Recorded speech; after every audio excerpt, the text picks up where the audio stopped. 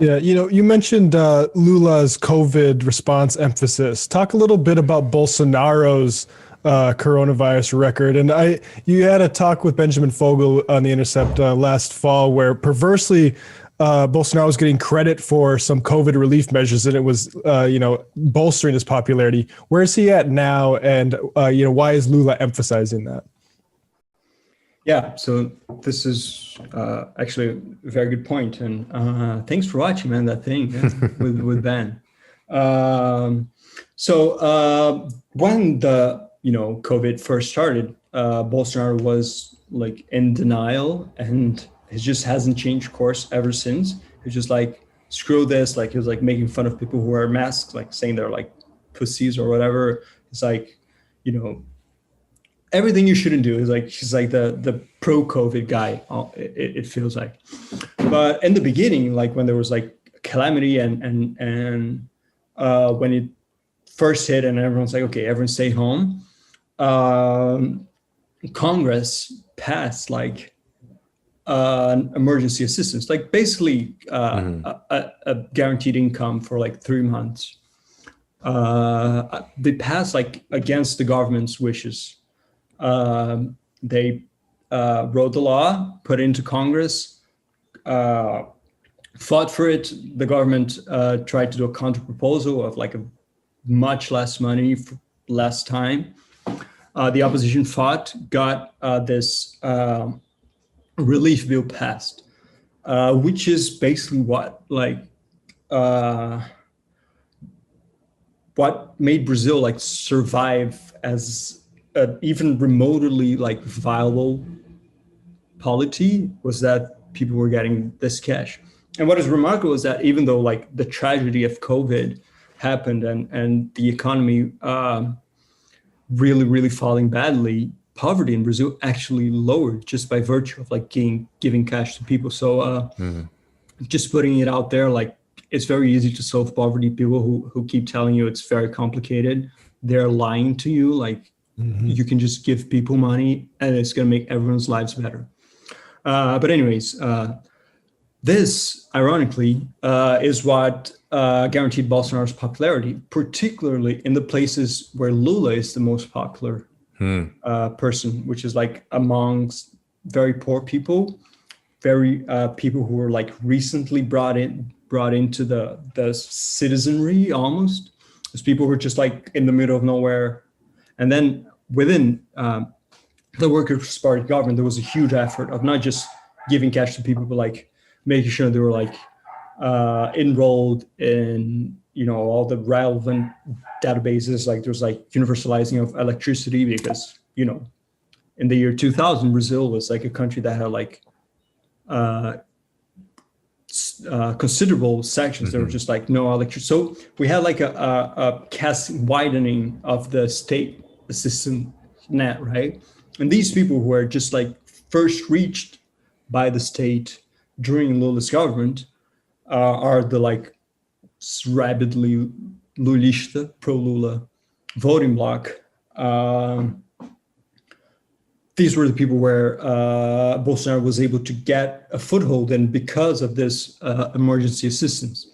And what we saw is that Bolsonaro seems to have won among this cohort of population and seems to be very popular with them, or now less so, but during the height of this assistance being paid, he was well regarded among this segment. But the thing is, the only person who could fight him in that was Lula, because however popular Bolsonaro might be because of this emergency assistance, Lula is even more so, right?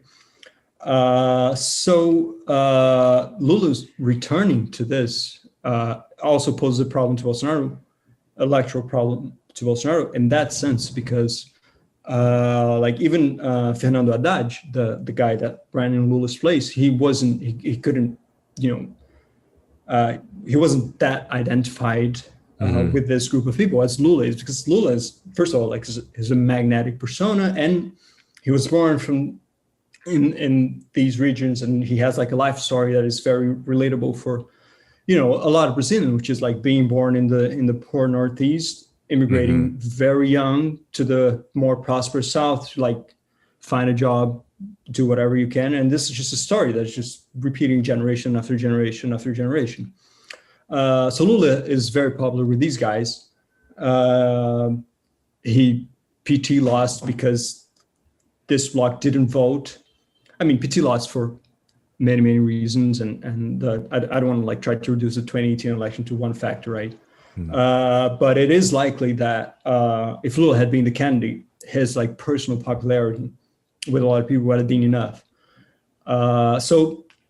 Anyways, the government's paying this assistance that Bolsonaro fought tooth and nail not to pay.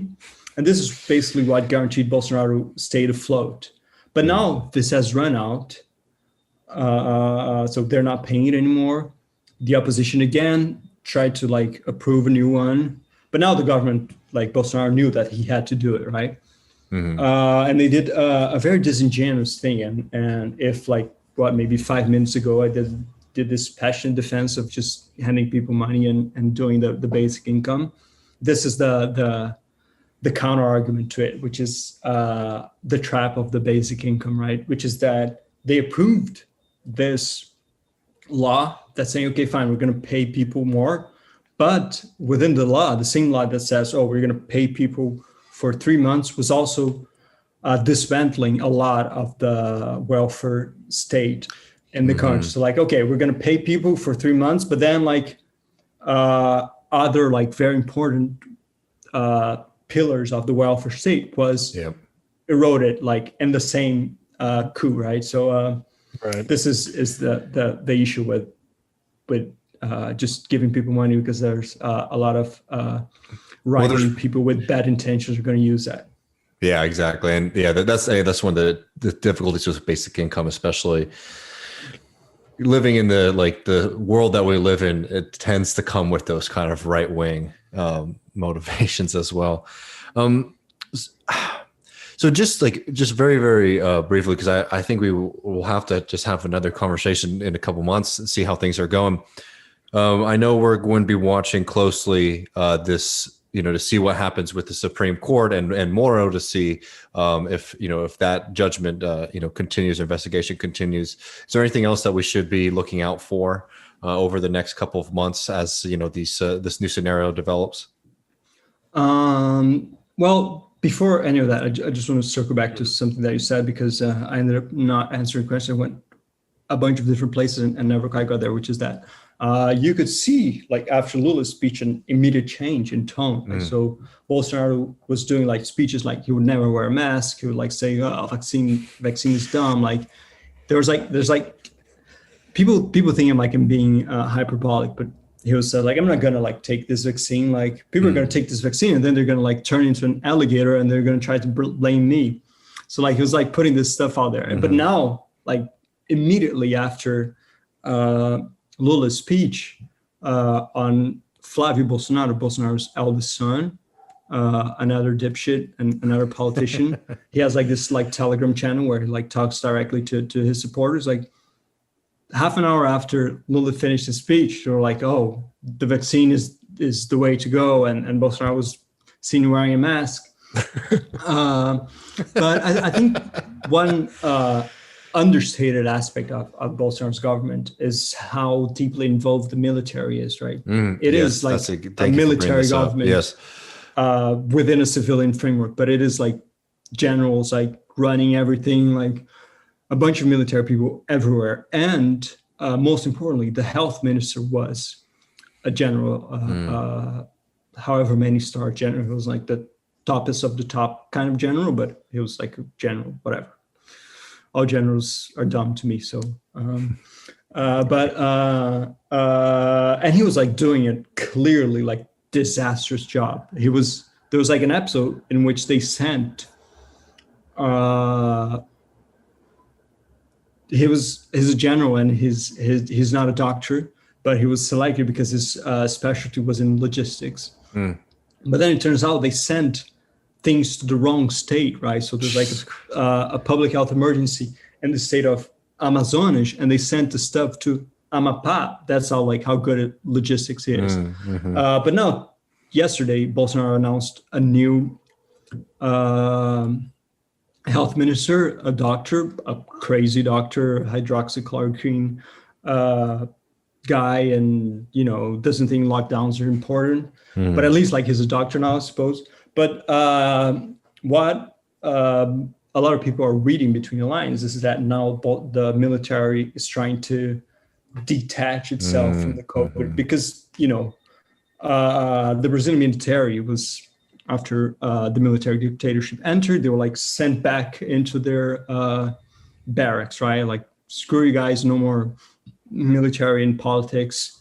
And it went like that reasonably well for most of the time. There's always like crazy like anti-communist screeds by like old generals who are retired and things like that. But it was somewhat of an equilibrium that was working until Bolsonaro came in, and it's just like packed full of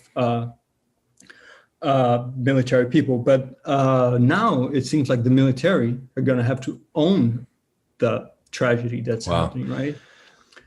And that's why most people think they replace the health minister, change, generals out, doctors in. So they're going to try to maintain. But I think the most important effect, hopefully, of this is going to be the shattering of this illusion that people had that, the military is actually very serious and they're actually very good. And it just turns out they're still like the same crazy, like Cold Warrior, anti-communist, like Facebook chain believing crazy cranks they are, right?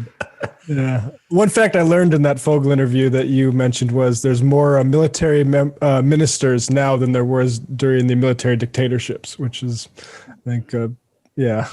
Jesus. And it's just like, like the hat of, there was a place here in Rio where they keep wild animals that were rescued or whatever. And, that place was being run by some soldier, right? Like, it's just like military, like running everything. It's just, and that's very dangerous, I think. Yeah. No, especially in a country like Brazil with the history that it has. Victor, this has been really illuminating. I really appreciate you taking the time to join us this evening. Yeah, it's my pleasure. I was happy to talk to you, David and Matt, and always happy to be here whenever you guys want. Just shoot me a message and I'll be here.